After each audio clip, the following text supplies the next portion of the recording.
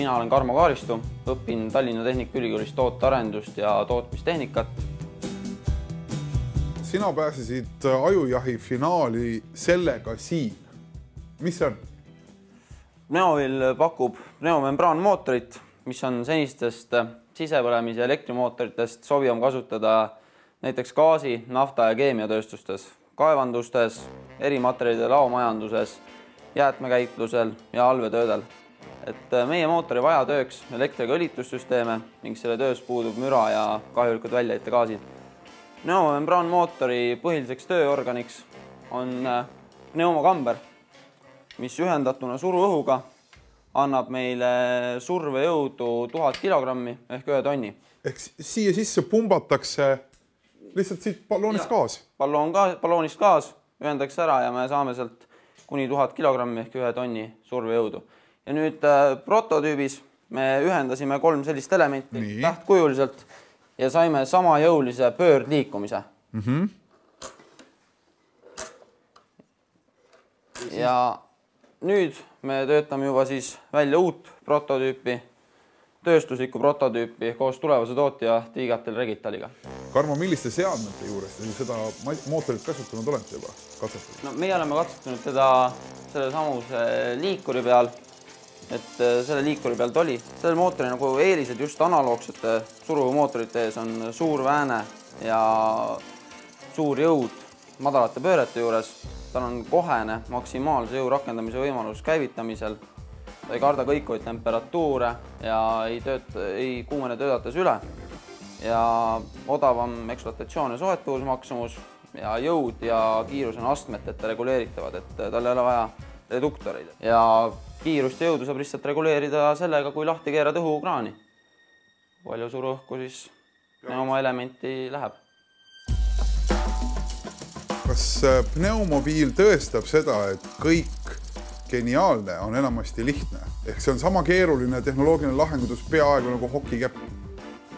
Ma arvan küll, et ma ise olen ka nagu võlutud väga sellest ideest, kuna see seisneb just sellest lihtsuses. Just see lihtsus on minu see märksõna, millega see asi peaks lööma ja nende omadustega, mis selle lihtsus on saavutatud. Ehk need suured pöördemomendid, mis tegelikult üldjuhul nii väikeste gabariitide juures ei ole nagu eriti võimalikud. Teine asi ikkagi see keskkond, kus seda kasutada võib, mis on praegu suhteliselt nagu problemaatiline näiteks paljudes kaevandustes ja ütleme agressiivses meediates, kus tuleb kasutada spetsmaterjal, mis ei rikne nagu selle meedia tagajärjel ja see kõik on nagu selle samas ühes mehhanismis nagu kokku loodud ja see samale lihtsus ja on mind ka sellest idee algusest peale nagu võlunud just.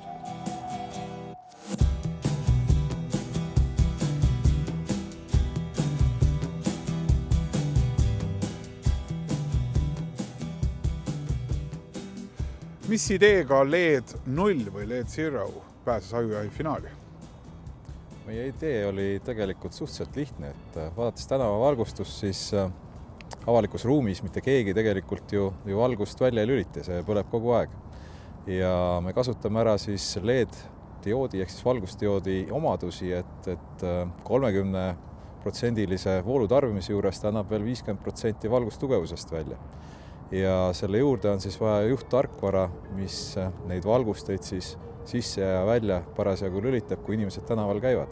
Mis see siis tähendab, et kokkuvõttes vahepeal, siis kui inimesed ei käi, siis lülitatakse lihtsalt valgustus vähemaks ja tarbib nii vähem elektrit? Jah, lihtsalt on ta täpselt nii, nagu sa kirjeldasid.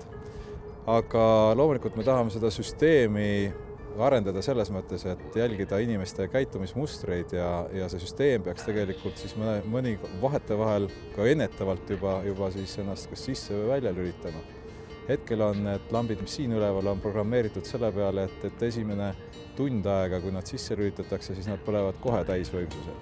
Ehk siis õhtune aeg on tavaliselt kiire, kus inimesed väljas käivad. Kas nende valgustite väliskuju ehk siis disain on ka kuidagi teistsugune?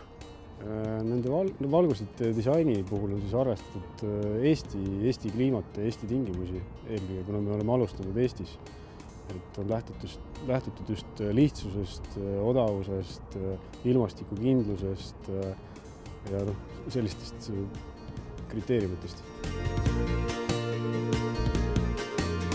Kui palju LED-lahenduste pakkujaid Tallinna linnadisaineri jutul käib ja oma võimalusi tutvustamas? Aegu tagasi on hakanud neid käima ja neid on käinud üsna palju. Osad on tulnud saata ukse pealt tagasi, osadega on saanud rääkida pikemalt. Ehk see on olukord, kus me oleme ilmselt siis alles endiselt veel, ehkki LED-e juba kasutatakse väga palju, aga ikkagi pika tee alguses. Jah, ja selles mõttes siin on väga palju positiivset plusse, kuid on ka väga palju küsimärke. Ehk kui need küsimärgid saab lahendatud, siis tõenäoliselt need konkreetsed vastused on varmad kiiremini tulema.